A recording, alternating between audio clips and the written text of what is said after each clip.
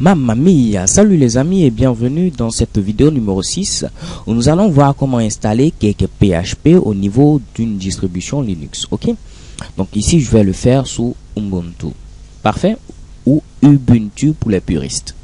Alors pour cela vous devez avoir Apache installé, donc si ce n'est pas le cas vous faites apt-get install Apache 2, ok, pour avoir le serveur web Apache. Il faut installer également MySQL, donc vous faites apt-get install MySQL-serveur pour installer le serveur MySQL. Il vous faut installer également phpMyAdmin pour gérer ici l'administration via interface graphique, donc apt-get install phpMyAdmin, et vous serez prêt maintenant à suivre la suite de ce tutoriel. Ok, alors pour cela j'ai téléchargé quelques PHP qui est présent ici au niveau de mon bureau. Je vais tout simplement ici le dézipper. Ok, donc pour cela je vais ouvrir avec le gestionnaire des archives et je vais cliquer sur tout simplement extraire pour extraire ici mon dossier PHP. Alors je fais fermer et fermer. Je renomme également ce dossier par première app comme nous l'avons fait dans la vidéo précédente. Donc je mets prem app. Parfait. Ok, donc une fois que c'est fait au niveau de Apache, qu'est-ce qu'on va faire? Premièrement, au niveau de Apache, on va activer également le module rewrite. Donc pour ce faire, je vais mettre A. Donc vous allez vous connecter d'abord en mode root. Donc je fais sudo su.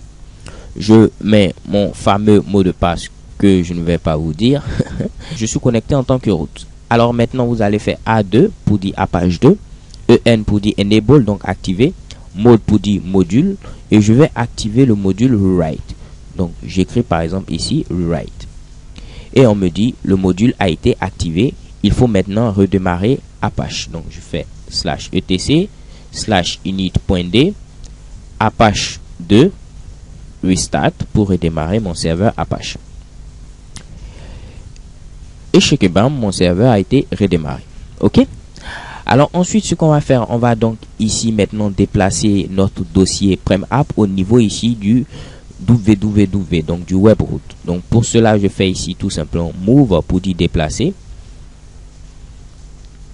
Je vais au niveau de mon bureau, je recherche prem app et je vais le déplacer au niveau tout simplement de var www. Ok, donc on pouvait le faire comme ceci, comme on pouvait faire également cp-r pour dire une copie récursive. Et chez Kebam, j'ai fait cette copie au niveau de var www. Vérifions, donc je me rends au niveau de var www, je fais un ls et chez Kebam, je peux voir ici mon dossier prem app. J'ouvre ensuite le navigateur donc Mozilla et je vais voir si cela fonctionne. Donc c'est localhost /prem_app. Et chez Kebam, on peut voir ici tout ce Mitsubishi qui apparaît. Ne vous inquiétez pas, c'est normal. On va voir comment gérer maintenant ici toutes ces erreurs. Ok.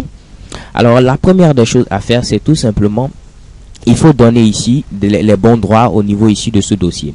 Donc je vais mettre ici chmod -r. Donc ici on va changer les droits de manière récursive 755 et je vais l'appliquer au niveau de mon dossier prem app. Ok, parfait. Je me rends au niveau de prem app, donc je mets ici cd prem app et je vais rendre mon répertoire tmp qui se trouve au niveau de app.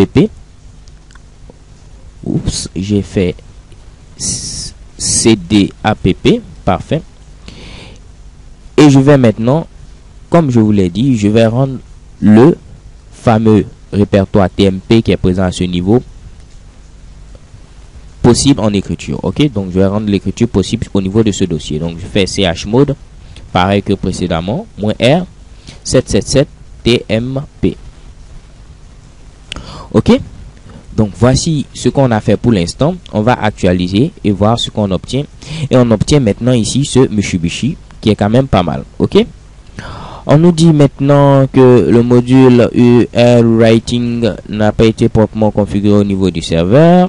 On nous dit bon que notre dossier à ce niveau est bel et bien admis en écriture.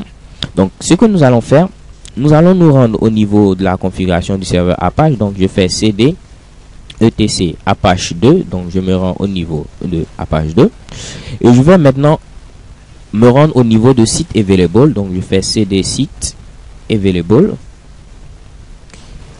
et je vais éditer le fichier default qui est présent à ce niveau. Donc au niveau de ce fichier, regardez très bien ce que nous allons faire. Nous allons modifier ici hello overwrite qui est mis ici à none. Nous allons mettre ici all pour que les fichiers htaccess, ok, aient disons la priorité. Donc les fichiers .htaccess. Donc ici également all overwrite, je mets ici all et j'enregistre mon fichier sans problème. Il me faut redémarrer Apache. Donc je fais /etc/init.d Apache restart. Une fois que Apache est redémarré, on va actualiser, voir ce qu'on obtient. Et chez Kebam, on obtient maintenant quelque chose qui est similaire à ce qu'on avait déjà basiquement sous Windows. Ok, donc on va modifier maintenant security.salt et également security.cipherseed. Donc pour cela, je me rends au niveau de var www premapp app, oups, comme ceci. Ensuite, je me rends au niveau du dossier config. Parfait. Et au niveau de ce dossier, on va éditer core.php. Donc, je fais ici nano core.php. Et ce qu'on est censé faire ici, c'est modifier tout simplement ici security.salt et security.cipherseed. Ok. Donc, j'ai ici security.salt. On va modifier ici dy par tout simplement mo. On va modifier également ici cela comme ceci. Et je crois que c'est déjà pas mal. Une fois que c'est fait, on actualise voir. Et chez Kebam, les deux erreurs disparaissent. Il nous faut maintenant configurer ici le fichier pour la base de données. Donc ici, comme on l'avait fait précédemment, on va renommer database.php.default en database.php. Donc je fais move database.default.php en database ici, tout simplement .php. Une fois que c'est fait, je vais éditer maintenant ce fichier pour la configuration de ma base de données. Alors comme précédemment, on va mettre ici persistent, cette fois-ci pourquoi pas true, pour que vous sachiez que ce n'est pas forcément false. Localhost toujours, le nom de l'utilisateur ici au niveau de ma base de données, ce sera ici premapp, c'est comme ça que j'ai appelé l'utilisateur. Au niveau du mot de passe, j'ai mis tout simplement Bobo. Le nom de la base de données sera tout simplement également, ici on va mettre premapp. On laisse l'encodage en UTF-8 et voilà, tout est parfait. On va actualiser et on peut voir que le fichier est présent et que Cake est capable de pouvoir, est prêt à pouvoir communiquer avec la base de données puisqu'elle existe ici premapp. Ok. Donc voilà grosso modo comment également configurer Cake PHP au niveau de Linux. J'espère que vous avez compris tout ce Mitsubishi et je vous donne simplement rendez-vous à la vidéo prochaine. Nous allons maintenant créer notre première application web avec Cake PHP. So thank you guys for watching. Don't forget to subscribe and see you to the next video. Have a nice day.